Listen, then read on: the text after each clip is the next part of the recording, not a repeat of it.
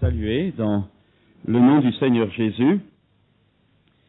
Peut-être vous dire l'esprit dans lequel j'aimerais que le Saint-Esprit conduise ces moments d'atelier du matin. Peut-être pour introduire cela, il y a peut-être des choses que vous allez entendre qui vont peut-être vous toucher d'une façon à cause du côté radical que vous allez entendre. Certaines prises de position, certaines affirmations. Tout simplement, je vais vous expliquer pourquoi je suis arrivé à cette conviction, c'est ce que j'aimerais partager. Pendant ces 3 matinées, nous aurons une soirée publique aussi qui peut-être concrétisera tout cela dans la pratique. C'est que ce soit ici en France, en Tournon, que ce soit dans nos propres églises, dans le Dauphiné, que ce soit en Afrique, dans l'œuvre de Dieu, que ce soit aussi dans les jeunes ou les moins jeunes qui se lèvent dans le service pour Dieu, je me rends compte que nous chantons, nous louons le Seigneur, nous croyons la Bible, nous sommes surchargés de cassettes, d'enseignements, nous allons de séminaire en séminaire, de convention en convention. Nous connaissons la Bible, nous avons je ne sais pas combien de traductions de la Bible qui existent. Et je me rends compte que il y a également le problème de la délivrance, pour, contre, grosse discussion, les réalités sont quand même là, il y a besoin parfois de libération, guérison intérieure, délivrance carrément, problèmes du passé pas réglés, problèmes de tout genre qui sont dans la vie des chrétiens. Et je me rends compte que finalement, le peuple de Dieu, excusez-moi, je parle pas pour vous, je parle en général, le peuple de Dieu est terriblement faible. Il est terriblement faible. Vous savez que la Bible nous dit que les ministères ont été donnés au corps de Christ pour le perfectionnement des saints. C'est-à-dire que ce soit les apôtres, que ce soit les prophètes, que ce soit les évangélistes, que ce soit les pasteurs, que ce soit les docteurs ou enseignants, tout cela a été donné, non pas tellement pour être au service des chrétiens, en train de, excusez-moi du terme, de venir à leur aide, c'est vrai, c'est valable, pendant un temps, mais le but des ministères, des dons d'hommes faits à l'Église, faits au corps de Christ, sont faits pour amener les chrétiens à la maturité, à la stature parfaite de Christ, pour apprendre aux chrétiens à se débrouiller eux-mêmes et ensuite à gagner des âmes. Il est important que le corps de Christ arrive dans cette fin des temps. Vous savez, moi je crois qu'au retour du Christ, bien sûr. Je crois également à l'avènement, à la manifestation du Saint-Esprit qui va précéder ce retour du Christ, parce qu'il faut que l'Église soit en état pour recevoir le Seigneur, sinon il n'y en a pas beaucoup qui sont enlevés. Mais je crois également que lorsque nous prions pour le réveil, lorsque nous prions pour la manifestation du Saint-Esprit, lorsque nous demandons à l'Esprit de Dieu d'agir, il faut également comprendre que vous êtes en train de demander la persécution. Vous êtes en train de demander des combats, des luttes, des choses que dans votre vie de chrétien, vous n'avez peut-être encore jamais connues. Tout appel au réveil entraîne automatiquement et entraîne, c'est inhérent à l'appel que vous et moi nous avons reçu, entraîne également les luttes, les combats, la souffrance. Et on se rend compte que le peuple de Dieu n'est pas prêt, les chrétiens ne sont pas prêts à souffrir. Ils ne sont pas prêts à envisager le combat spirituel. Et il va y avoir un temps, il va y avoir des moments où, que ce soit au niveau économique, que ce soit dans le problème du chômage, le problème de la nourriture, et je parle au niveau du monde, que ce soit au niveau familial, que ce soit au niveau moral, que ce soit au niveau du témoignage chrétien dans les écoles, dans les ateliers, à l'usine, au bureau, dans la famille, eh bien on se rend compte, je ne sais pas si vous avez les yeux ouverts, on se rend compte que de plus en plus, nous allons rencontrer des difficultés, des oppositions, des contradictions. Les gens sont littéralement façonnés dans leur structure mentale, dans leur raisonnement, sont fabriqués, structurés par les médias, structurés par une éducation qui n'est absolument plus pour la France judéo-chrétienne. Il y a toutes des structures mentales que notre jeunesse, que la jeunesse de la génération qui nous a précédés a également maintenant reçues. Et il y a une génération qui, nous sommes en présence maintenant d'une génération qui, non seulement a des difficultés à croire à l'Évangile, mais qui ne supporte pas et qui ne supportera pas le témoignage de puissance, le réel engagement chrétien, les raisonnements chrétiens, la conception de la foi, la conception de l'Église, la conception de la parole de Dieu, les affirmations écrites des Écritures. Il y a toute une génération qui non seulement n'y croit pas et sera de moins en moins amenée à croire, mais ce sera une génération qui de plus en plus s'opposera, parce qu'il y aura confrontation.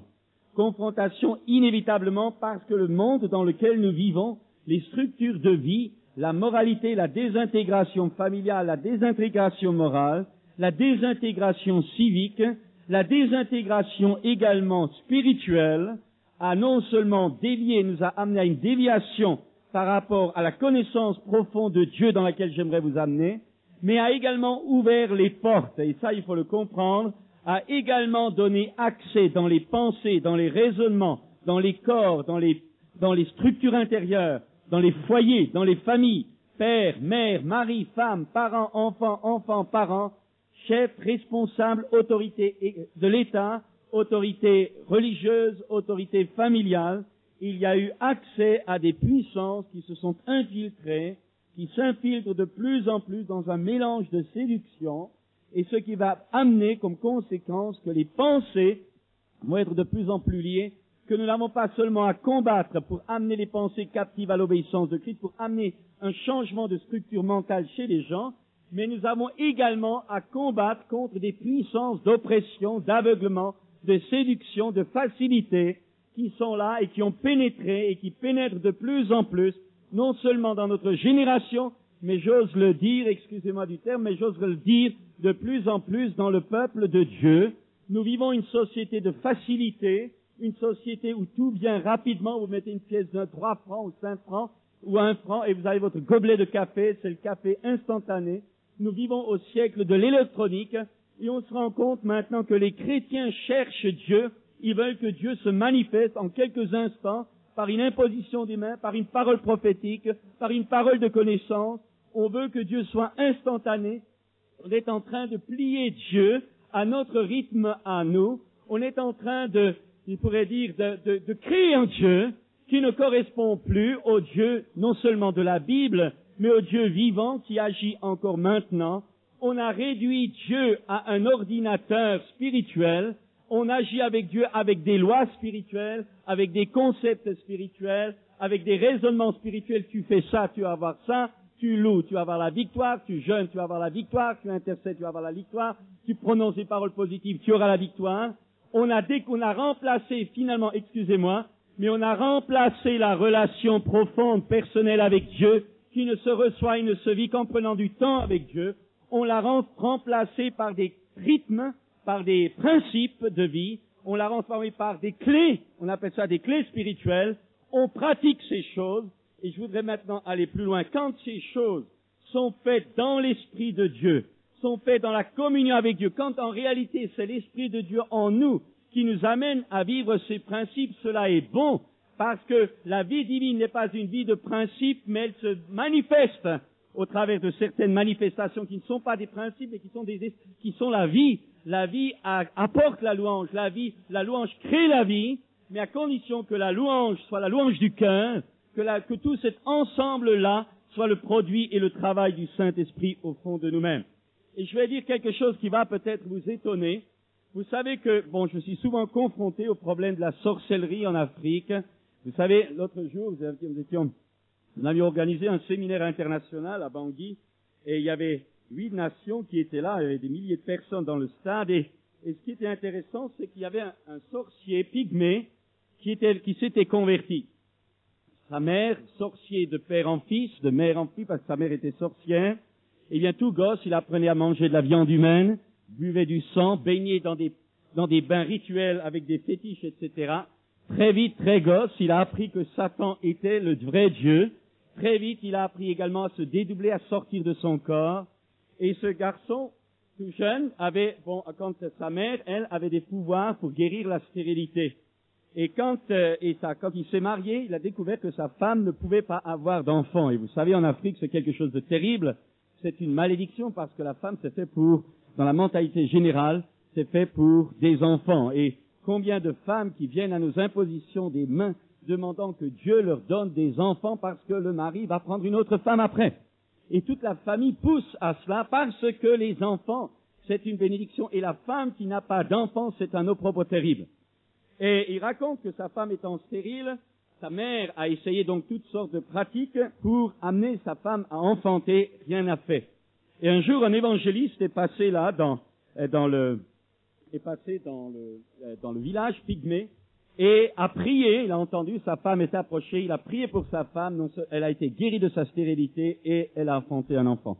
À partir de ce moment-là, ce sorcier, cet enfant de sorcier depuis des générations, a découvert qu'il y avait quelqu'un de plus fort que Satan. Il avait découvert que Jésus-Christ était vivant et que Jésus-Christ était puissant, que Jésus-Christ était réellement le Fils de Dieu. C'était un homme, il m'a raconté, la télé est venue, vous savez, quand il a donné son témoignage, quand il est sorti de la brousse, on l'avait amené, la télévision nationale est venue, la radio nationale est venue, il est passé sur les ondes, il est passé à la télé, il fallait voir ce témoignage. Ce garçon raconte, il était capable aux yeux des gens de se transformer en animal, de tuer des gens. Il racontait que, par exemple, quand il prenait certains morceaux de bois qu'il appelait des bois forts en magie dans la jungle, là où il habitait, dans le secteur où il habitait, eh bien, il prenait ce morceau de bois, il l'avalait, il prenait différentes lianes, il les tordait dans un certain sens, il les mettait autour de sa poitrine, et à ce moment-là, il invoquait l'esprit.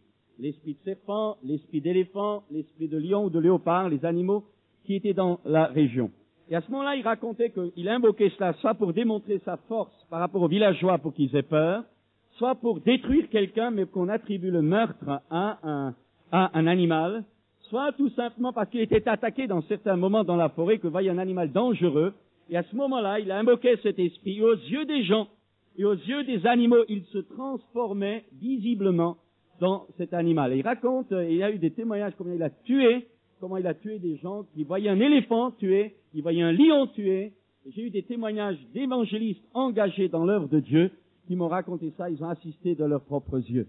Et ce garçon, quand il s'est converti, à partir de ce moment-là, il a eu tous les sorciers de toute la région du secteur sur son dos, ils ont voulu le tuer, ils l'ont matraqué, ils l'ont flagellé. Et il raconte, je n'ai pas le temps d'insister, mais ce que je veux dire par là, c'est que, si vous voulez, il a connu cet affrontement incroyable de cette puissance de ténèbres dans laquelle il était plongé jusqu'à ce moment-là. Et en ayant découvert Jésus-Christ, il avait également découvert sa force. Il avait également découvert sa puissance. Et quand il est arrivé dans notre rassemblement international, il est passé, en arrivant des villages de Pygmées qui se trouvaient à des centaines de kilomètres, il visitait nos églises.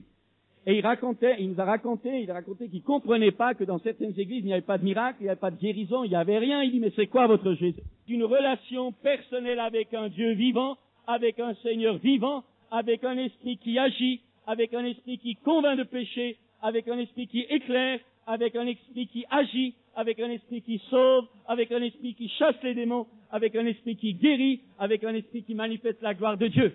Mais pour tout cela, Dieu cherche des hommes. Dieu cherche des femmes, des jeunes gens et des jeunes filles qui veulent accepter cette pensée étroite. Et pourquoi est-ce que j'ai commencé par la mission? C'est qu'on se rend compte que il y a beaucoup de candidats, vous savez. L'autre jour, nous étions en mission, donc pendant ce séminaire, et voilà qu'une des jeunes de notre équipe, subitement en pleine manifestation, nous avions partagé la ville en 4 secteurs d'évangélisation. Tous les soirs, il y avait dans chaque groupe entre 1500 et 2000 personnes dans les coins de la ville, dans chaque endroit. Ça marchait fort, des guérisons, des miracles, des délivrances. Et le samedi, baptême de masse dans les eaux de Lubangui, avec des milliers de personnes qui chantaient, qui dansaient, c'était formidable à voir. On pleurait avec des amis, c'était là, on pleurait, j'avais jamais vécu ça comme ça. Mais ce que je veux dire par là, c'est que, au même moment, en pleine semaine, une de nos filles est devenue folle. Une jeune qui avait fait l'école biblique, qui marchait, qui aimait le Seigneur, et qui, à un moment donné, un matin, s'est réveillée, elle a commencé à parler en anglais, etc., je ne savais plus où elle en était. Dédoublement de personnalité. À partir de ce moment-là, vous savez, les Africains, ils sont habitués à ces choses-là, et ceux qui sont anciens dans la mission connaissent ces choses-là. À ce moment-là, vous pouvez vous rendre compte que d'un côté, il y avait des miracles. D'un côté, il y avait la puissance de Dieu. Il y avait des âmes, soir après soir, qui étaient engrangées par dizaines, par centaines dans le royaume de Dieu. Des miracles, des sida, des choses comme ça guéries, des paroles prophétiques. Et en même temps, le diable cognait. En même temps, le diable cognait dans la mission elle-même. Le diable cognait littéralement dans un membre de la mission. Comme pour dire, tu as causé, maintenant vas-y. Mes amis, j'aimerais vous le dire, nous connaîtrons ces temps de confrontation. Chez bien des vies, on pense que Dieu est bon. Dieu ne permettra pas. Bien sûr que Dieu est bon, mais Dieu nous a dit qu'il nous ordonne d'être puissants. Dieu nous a parlé d'un combat spirituel. Nous n'avons pas à lutter contre la chair et le sang, mais contre des dominations, des principautés, des esprits méchants dans les airs. Il y a réellement un combat dans notre génération. Et si vous ne prenez pas conscience de ça, vous y laisserez, excusez-moi du terme, vous y laisserez votre peau, vous y laisserez votre santé, vous y laisserez peut-être votre joie, vous y laisserez peut-être votre vision de la marche chrétienne. Mais si vous admettez ces choses et que vous savez que Dieu a pourvu avec richesse et gloire dans toute cette forme de combat, qui nous a donné le pouvoir de détruire les œuvres du diable, parce que Satan et ses démons sont sous mes pieds, parce que le péché a été vaincu, parce que Jésus a vaincu le monde, Jésus a vaincu le péché, Jésus a vaincu Satan. Si vous savez ces choses, à partir de ce moment-là, votre foi est grande. Et j'aimerais dire encore une dernière chose en introduction. Nous connaîtrons des difficultés, mais j'aimerais dire qu'au travers de ces difficultés, nous verrons des choses grandioses que nous n'avons jamais vécues.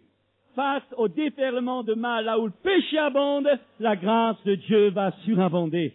Et quelles que soient vos adversités, quelles que soient vos luttes, quels que soient vos combats, quelles que soient les oppositions que vous pouvez rencontrer, j'ai compris une vérité. Bien souvent, vous savez, dans l'œuvre de Dieu, vous avez des critiques, des calomnies, des incompréhensions, des jugements tout faits des uns des autres.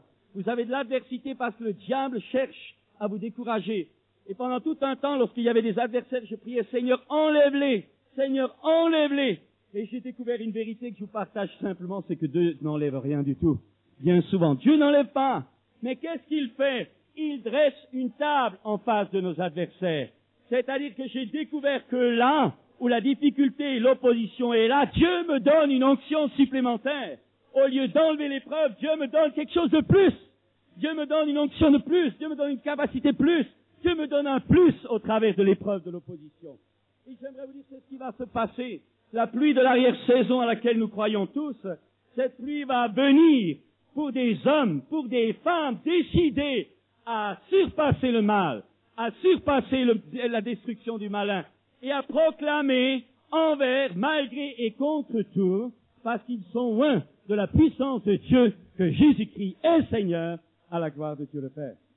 Mes amis, ce matin, j'aimerais, au fil des réunions, aller peut-être assez loin pour montrer quelques exemples, peut-être pour vous montrer le danger qu'il y a de croire à une facilité de vie. Et si je ne montrais que les problèmes, vous seriez vite découragés et ce serait vraiment un problème alors. Mais je voudrais souligner toutes ces choses-là, non pas pour vous montrer les problèmes, mais pour montrer la nécessité, si nous voulons tenir dans les jours qui viennent, que vous aimiez le Seigneur de tout votre cœur. Aucun ni aucune d'entre nous ne pourra subsister dans les jours qui viennent que dans la mesure où nous accepterons parfois, quand il le faudra, de souffrir par Christ, de souffrir pour Dieu, parce que nous l'aimons. Non pas parce qu'il nous bénit, non pas parce qu'il nous libère, non pas parce qu'il nous guérit, non pas parce qu'il nous fait du bien, non pas parce qu'il nous remplit du Saint-Esprit, mais parce que nous l'aimons. Et nous ne sommes pas remplis du Saint-Esprit pour être bien, mais nous sommes remplis du Saint-Esprit pour vivre pour sa gloire, pour la joie de son cœur, pour la joie de sa vie. Et nous sommes remplis du Saint-Esprit pour apporter cet amour de Dieu vers les autres, de libérer les captifs, de proclamer une année de grâce de la part du Seigneur. Vous savez, il est important que vous et moi, nous comprenions au départ de ce séminaire que ce que je vais partager est important si vous voulez découvrir, si vous voulez creuser dans les puits profonds de l'ancien temps, si vous voulez réaliser que Dieu n'a pas changé. Jésus n'a pas changé. L'évangile est toujours le même. Les promesses de Dieu sont toujours les mêmes. Mais notre génération a désespérément besoin d'avoir de nouveau une illumination réelle de qui est le Christ. Une illumination intérieure. Pas des prédications toujours du matin au soir et du soir au matin. Excusez-moi de vous assommer avec mes prédications. Mais vous et moi, nous avons besoin de l'illumination intérieure du Saint-Esprit. La révélation doit venir par le Saint-Esprit, au travers des prédicateurs, au travers des livres, au travers des cassettes, d'accord, mais il faut que ce soit le Saint-Esprit qui le fasse. Il y a une génération qui connaît beaucoup de choses sur Dieu, qui connaît beaucoup de doctrines sur l'Évangile, qui connaît beaucoup de principes spirituels, mais l'apôtre Paul dira à l'église de Corinthe, à laquelle il ne manquait aucun don, il leur dira, je le dis à votre honte, certains d'entre vous ne connaissent pas Dieu. Il y a dans nos églises des hommes, des femmes qui vont à l'église le dimanche, qui louent, qui lancent, qui lèvent leurs bras, qui adorent le Seigneur. et qui pendant la semaine ont les mêmes problèmes, les mêmes défaites que les inconvertis, que les païens. Ils ont les mêmes luttes, d'accord, mais les mêmes défaites. Et ils sont comme des hommes qui le dimanche vont bien, mais qui dans la semaine sont vaincus. Mes amis, ce que j'aimerais dire ce matin, qu'il est absolument indispensable que le peuple de Dieu, selon sa vocation, soit un peuple de vainqueurs. Un peuple de vainqueurs, vous savez, un texte dit que la différence entre le vrai chrétien et le mondain, ce sont que les croyants, ce ne sont ni les croyances, ni les cérémonies, c'est que l'un est victorieux du péché, du monde et de Satan, tandis que l'autre est vaincu par eux. C'est déjà là la pierre de touche, l'étalon de mesure, pour votre vie comme pour la mienne. Ce ne sont ni les croyances, ni les cérémonies, c'est que l'un est victorieux du péché, du monde et de Satan, tandis que l'autre est vaincu par eux. Et ce texte continue, celui-là seul est vainqueur, qui triomphe complètement lorsqu'il est tenté sur ses points faibles. La force d'une chaîne se mesure à l'anneau le moins fort. Chacun peut parler de religion aux étrangers, aux personnes du dehors, mais le vainqueur peut en parler d'une manière naturelle avec ceux de sa propre famille, avec ceux qui connaissent sa vie intime, sans craindre que dans leur cœur, il n'établisse une comparaison fâcheuse entre ce qu'il dit et ce qu'il fait. Et j'aimerais encore dire ceci, il y a des grâces de Dieu, des baptêmes de puissance, qui ne peuvent être trouvés que sur le champ de bataille. Appartenant essentiellement à la guerre faite par l'Esprit de Dieu au mal qui est dans le monde, ces baptêmes ne peuvent être obtenus que lorsqu'on se met au service actif de Dieu et qu'on s'engage dans la lutte avec les puissances des ténèbres. Je le rappelle simplement pour mémoire, quand Jésus a été baptisé dans les eaux du Jourdain et qu'il est sorti des eaux du Jourdain, l'Esprit de Dieu est descendu sur lui et il fut baptisé dans le Saint-Esprit. Il était homme, il a donc dû connaître le baptême dans l'Esprit. Et ensuite, il a été conduit par le même Esprit dans le désert. Il a été conduit par le même Esprit dans le désert où il a été tenté par le diable. Et vous remarquerez qu'après son baptême, il n'a fait aucun miracle. Ce n'est qu'après les 40 jours de tentation dans le désert où il a été attaqué sur le terrain de l'âme, il a été attaqué sur le terrain de l'esprit, je n'ai pas le temps d'en parler, il a été attaqué sur le terrain du corps. C'est une fois qu'il est vaincu sur les trois dimensions, Satan, sur les trois dimensions de l'attaque qui était sur toute sa personnalité, à partir de ce moment-là, l'évangile de Luc nous dit qu'il revint du désert, loin de Saint-Esprit et de force. Et c'est à ce moment-là que les miracles commencèrent. Mes amis, la vraie puissance ne se trouve pas au moment où tu reçois le baptême du Saint-Esprit, qui est la force pour toi, pour t'apprendre à témoigner. Déjà, tu as une liberté par le baptême du Saint-Esprit, mais l'onction de puissance après laquelle tu aspires, cette onction qui te donnera le pouvoir de chasser les démons, cette onction qui te donnera le pouvoir de guérir les malades, cette onction qui te donnera le pouvoir de ressusciter les morts, cette onction, tu ne peux la recevoir et elle ne se démultipliera en toi et sur toi que dans la mesure où tu accepteras le combat sur le champ de bataille et dans la mesure où tu remporteras la victoire, non pas en comptant sur tes propres forces, mais par la foi dans l'Esprit de Dieu qui est en toi, parce que ton corps et ta vie sont devenus les temples du Saint-Esprit. Mais il y a bataille, mes amis. Il y a combat. Et vous savez que notre ministère public n'a de l'effet que dans la mesure où nous aurons eu notre ministère devant Dieu dans notre chambre. C'est ce que tu vas être au fond de ta chambre qui va conditionner ce que tu vas être devant le public. Et ce ne sont ni les règles, ni les principes, même s'ils sont bons. Ce n'est pas ceux-là qui comptent. Ce qui compte, c'est que nous vivions dans le cœur de Dieu. Ce qui compte, c'est que nous vivions dans l'intimité de Dieu. Je vais vous donner un exemple encore. Moïse, un jour, a été confronté à ce choix. Quand le peuple d'Israël avait chuté avec le veau d'or, Dieu avait voulu exterminer le peuple. Et Moïse a dû intercéder, rappelez l'histoire du veau d'or, Moïse a dû intercéder pour le peuple afin que Dieu ne détruise pas ce peuple. Et puis ensuite Dieu dit, le peuple que tu as fait sortir d'Égypte, emmène-le maintenant. Ce peuple, Dieu dit à Moïse, ce peuple que tu as fait sortir, alors que c'était Dieu qui lui avait dit, ce peuple que tu as fait sortir, emmène-le, j'enverrai un ange devant toi. Et Moïse dit non. Moïse dit non, si tu ne viens pas toi-même avec nous, je ne partirai pas. Et vous avez là la situation de beaucoup de chrétiens. Ils sont au bénéfice de la prière de l'Église, ils sont au bénéfice des prières de leurs parents, ils sont au bénéfice de prières d'amis, on a prié pour eux, Dieu s'est engagé, Dieu a répondu, Dieu a promis, Dieu a exaucé, ils sont bénis. Mais il nous manque de cette présence profonde avec Dieu qui seul nous permet de pénétrer dans une dimension du surnaturel profond. Nous pouvons être touchés par des bénédictions de Dieu. Nous pouvons bénéficier comme Saül de l'onction qui était sur David alors que lui-même était rejeté à cause de la prière d'autres, à cause de l'atmosphère d'autres. Parce que nous vivons dans une atmosphère de convention, nous pouvons être bénis, nous pouvons être guéris, nous pouvons même être libérés, mais je vais vous dire quelque chose d'important. Il est plus facile de libérer quelqu'un, de délivrer quelqu'un, que de lui permettre de garder sa délivrance et sa guérison.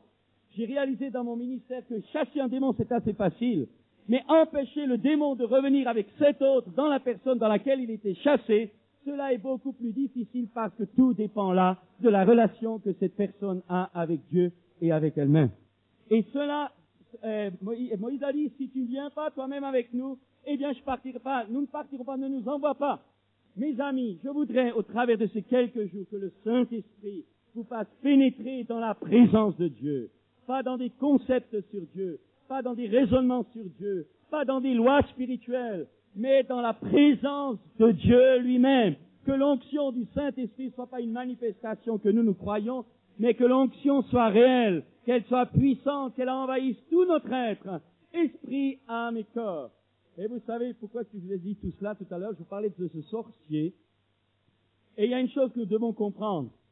Si c'est moi, avec ma mentalité, on parle beaucoup de la visualisation et de la vision. Il faut bien faire la différence. Une vision, c'est quelque chose que vous avez reçu dans votre cœur, de la part de Dieu, à laquelle vous adhérez, à laquelle vous croyez, que, ayant reçu dans votre cœur, vous le croyez dans votre cœur, vous le confessez de votre bouche, vous le créez par vos paroles, par votre personnalité, par votre engagement, par votre ténacité, par votre persévérance. Ça, c'est la vision. Mais la visualisation, c'est autre chose. Et la visualisation est extrêmement dangereuse. La visualisation, c'est vouloir quelque chose, et y penser, et le voir, et décider par nous-mêmes. On le veut, on le veut, on le veut, on le veut. Je voudrais vous dire aujourd'hui que ça, ce sont des pratiques de sorcellerie. Je voudrais dire aujourd'hui que justement, les sorciers arrivent à faire cela, à croire, à vouloir. Ils voient la chose, mais c'est leur propre volonté qu'ils accomplissent.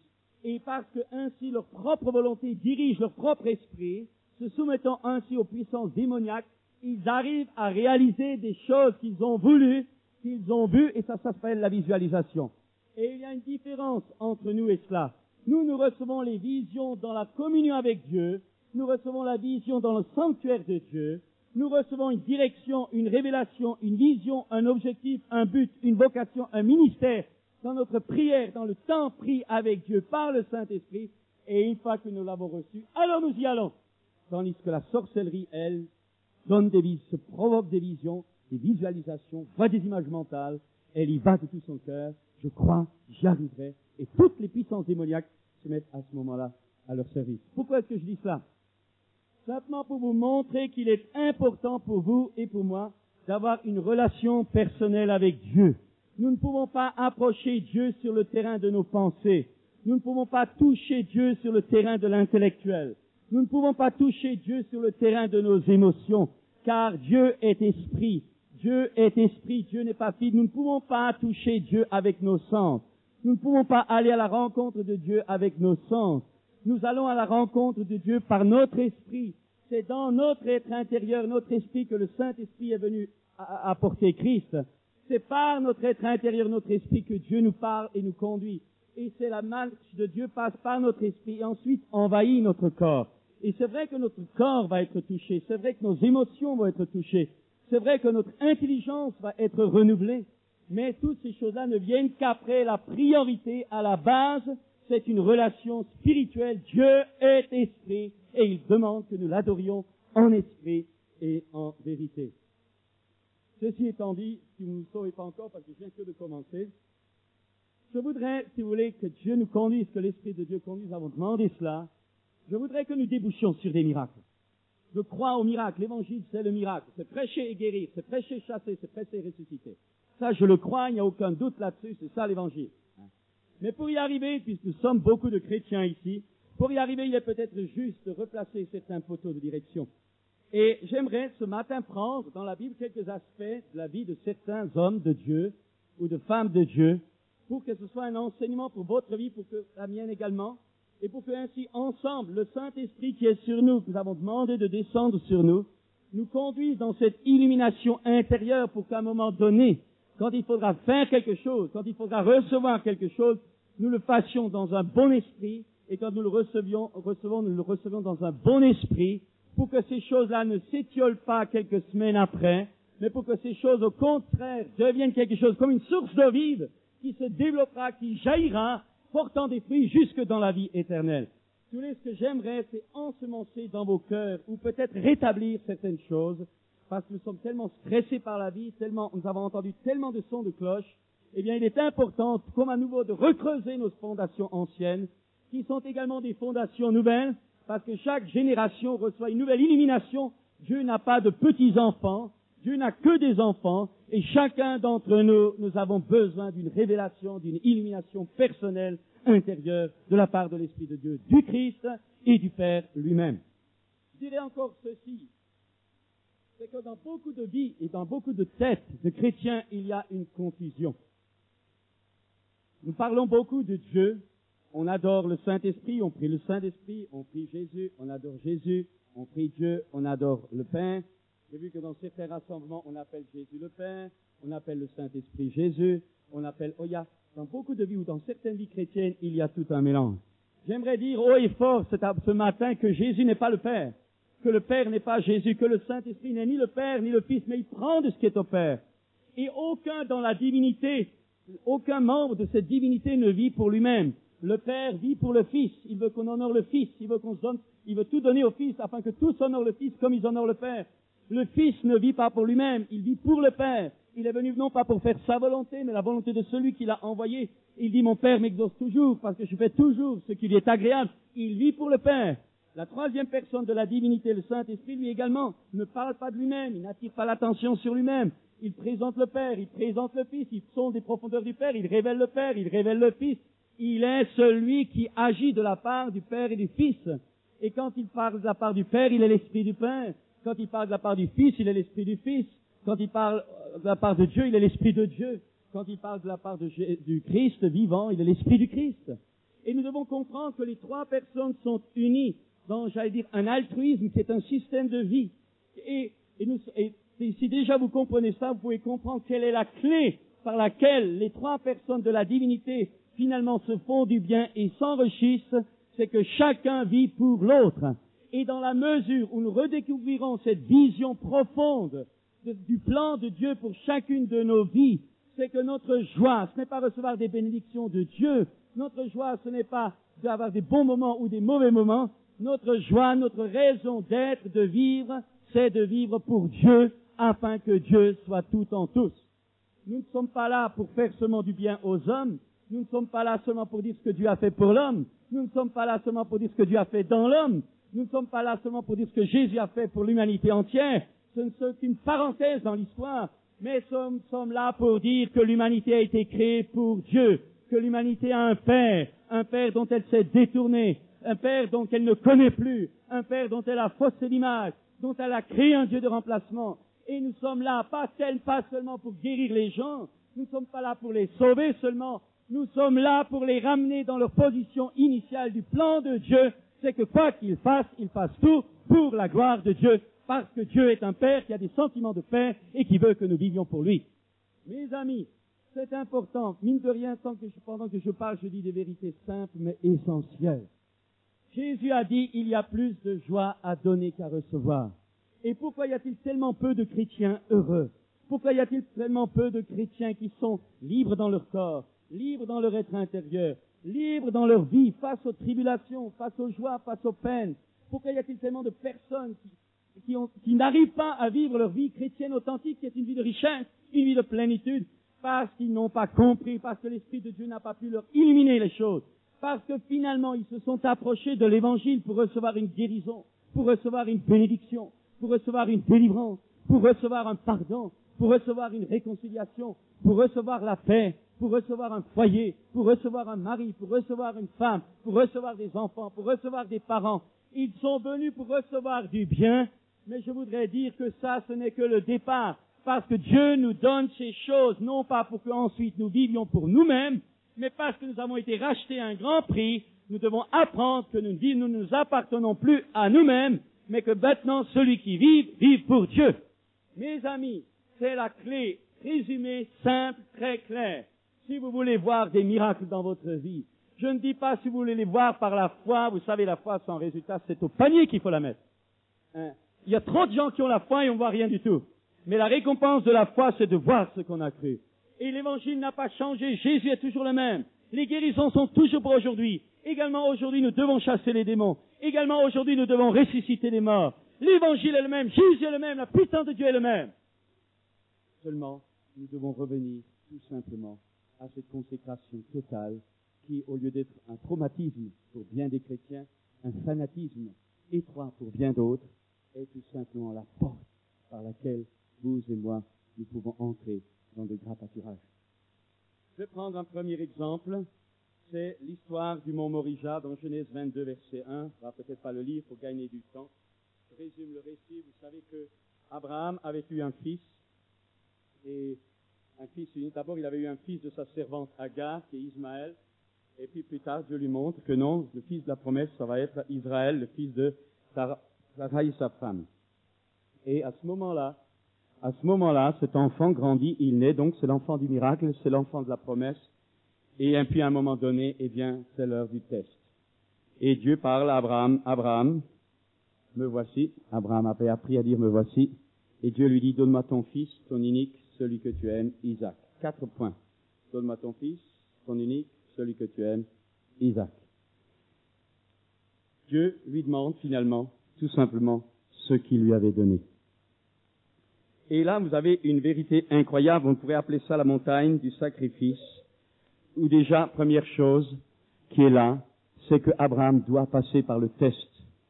Vous et moi, si nous voulons la puissance, si nous voulons la réalité du service pour Dieu, si nous voulons nous préparer ou aider le retour du Christ, nous serons testés dans tous les domaines de notre vie.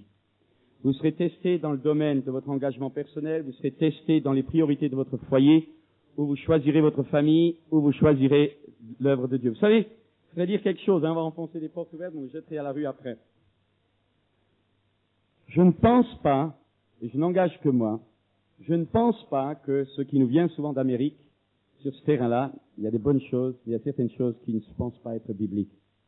Par exemple, j'ai une fois entendu un frère enseigner, et je sais que moi-même, à un moment donné, j'avais envie de l'enseigner, et puis ça ne correspondait pas à ce que je ressentais dans la parole.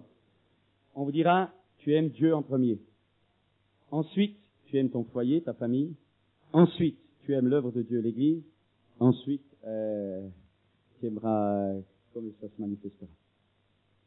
Ça, je pense que vous avez lu des livres là-dessus, etc. Mais que nous dit la Bible? Que ont fait les hommes de Dieu qui ont laissé derrière eux une œuvre? J'aimerais vous le dire aujourd'hui. C'est Dieu en premier partout. C'est Dieu en premier dans ma famille. C'est Dieu en premier dans mon église. C'est Dieu en premier dans l'œuvre de Dieu. C'est Dieu en premier partout. Il n'y a pas de tranche. D'abord Dieu, ensuite ma famille. Vous savez ce qu'on a assisté, à part ce genre de théologie? On a assisté à ce que les gens disent, il faut que je m'occupe de ma famille. Donc désertion de l'œuvre de Dieu. Désertion des réunions de prière parce qu'il faut être à la maison, sinon ça va parler à la maison. Désertion des engagements parce que l'autre conjoint ne veut pas. Désertion de la famille, les enfants qui ne se convertissent pas, les enfants de chrétiens qui ont une religion, mais quand le choix est là de renoncer, il n'y a plus personne. On a oublié cette chose importante, celui qui aime son père, sa mère, sa femme, ses enfants, plus que moi, n'est pas digne de moi. Et j'aimerais dire quelque chose, et je vais arriver au renoncement. Dieu cherche des hommes et des femmes qui mettent tout sur l'autel. Et si Dieu a demandé à Abraham de donner son fils Isaac, Abraham aurait pu dire, attention, d'abord Dieu, ensuite ma famille, ensuite l'œuvre de Dieu. Mais Dieu lui a dit, tu me donnes ton fils, ton unique. Et vous savez, le marchandage à l'oriental. Tout à coup, Abraham, il devait être au frais sous sa tente, Et puis, Abraham, tout à coup, il entend la voix de Dieu. Abraham, me voici. Là, il était content. Dieu lui parle, c'était une grâce. Donne-moi ton fils. Alors là, tout de suite, c'est le coup d'épée au cœur.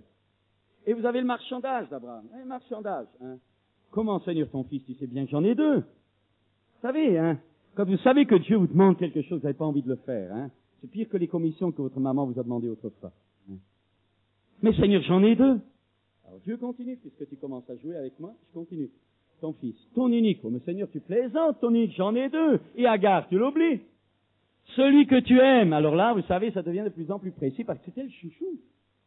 C'était le fils, c'était le don de Dieu, c'était quelque chose d'incroyable. Quelque chose qu'il avait attendu presque 100 années.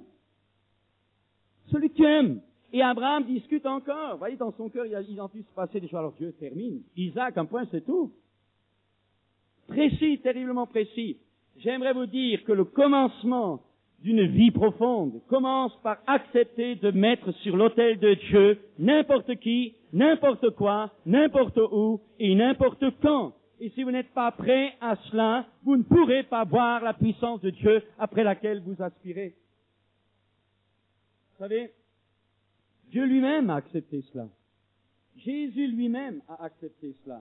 La terre est une épreuve dans laquelle vous et moi nous avons été placés pour que notre vie soit un sacrifice vivant, saint et agréable à Dieu. La Bible dit, offrez vos corps comme un sacrifice vivant. Et je n'ai jamais vu quelqu'un rigoler en se sacrifiant. Ce n'est pas vrai. Il y a des choses que vous devez plier. Quand Jésus était dans le jardin de Gethsémani, lorsque sa sueur est devenue comme des grumeaux de sang, lorsque Jésus sait maintenant qu'il doit se sacrifier, lorsqu'il sait qu'il va être fait malédiction, lorsqu'il sait maintenant, il le savait, mais maintenant il le réalise très fortement parce que c'est l'heure des ténèbres.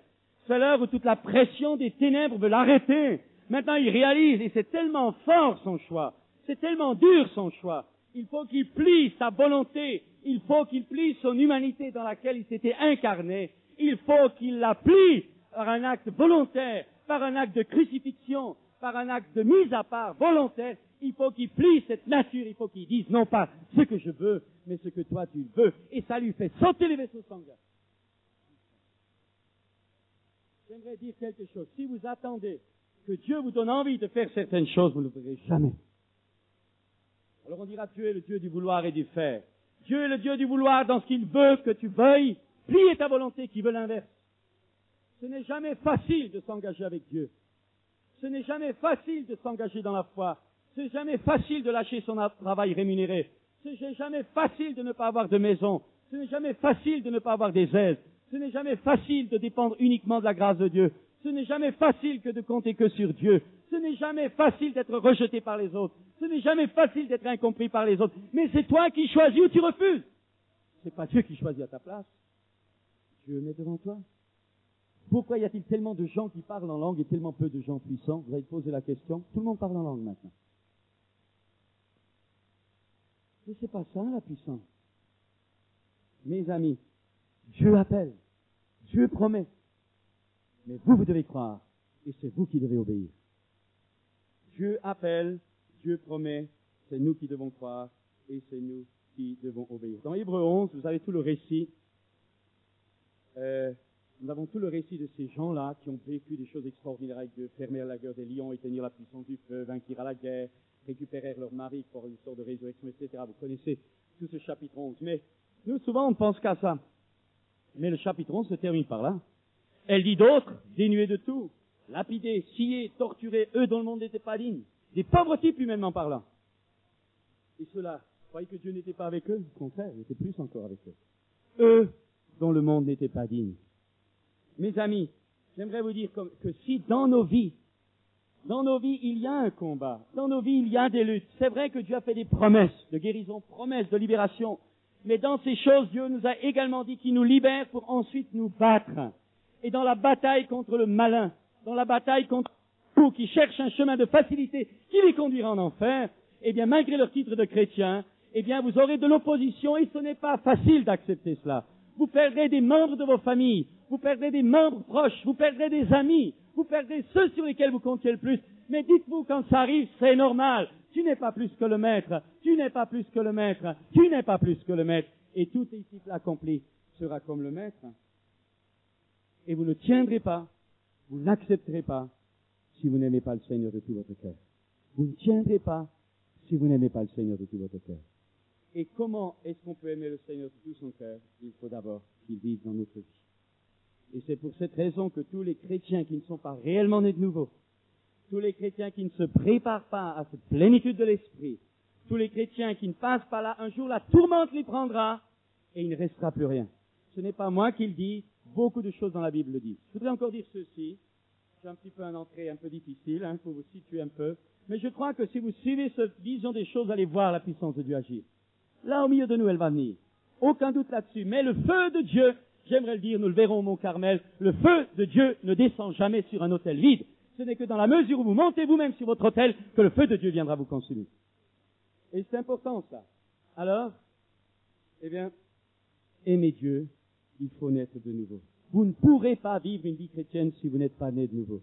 Vous ne pourrez pas tenir le coup si vous n'avez pas reçu Christ dans votre vie. Je ne dis pas si vous croyez en Jésus, il y a trop de gens qui y croient, mais leur vie c'est un lamentable partage. Je dis, avez-vous rencontré Christ? Est-ce que le Christ par son esprit est venu habiter en vous? Est-ce que votre cœur a été changé? Est-ce que l'esprit qui est en vous a été changé? Est-ce que vous avez été recréé? Est-ce que le fait de souffrir n'est pas pour vous une obligation malsaine sous laquelle vous maugréez? Ou est-ce qu'au contraire, parce que vous avez été touché par Dieu, parce que Dieu habite en vous, est-ce que vous aimez Dieu dans les bons, mais aussi dans les mauvais jours? Vous ne tiendrez pas si vous n'avez pas connu l'amour de Dieu, parce que Dieu nous a aimés le premier. Mes amis, c'est dur ce que je dis là. C'est très dur. Mais on va pénétrer dans les profondeurs de Dieu. Il faut absolument que le feu de Dieu descende sur nous pendant ce séminaire. Aucune raison à ce que ça ne se passe pas, parce que Jésus a dit que là, où deux ou trois sont assemblés en mon nom, je suis au milieu d'eux. Vous savez, beaucoup d'entre nous, peut-être, nous avons demandé bien des choses à Dieu, nous avons demandé bien des choses, et puis elles ne sont pas venues. Pourquoi ne sont-elles pas venues? Alors bien sûr, on dira, il faut louer, bien sûr, c'est peut-être vrai. On dira, il faut jeûner, c'est peut-être vrai aussi. Peut-être intercéder, c'est peut-être vrai aussi. Mais peut-être que vous avez fait tout ça, il n'y a rien encore. Alors, il peut y avoir toutes sortes de raisons. C'est que, mais pour nous, les chrétiens, qui savons, qui connaissons Dieu, nous savons que si pour un temps Dieu ne donne pas ce que nous demandons, nous savons que Dieu retarde parce qu'il nous donnera toujours plus. Vous savez, quand Dieu veut faire de grandes choses dans votre vie, il rend les situations difficiles.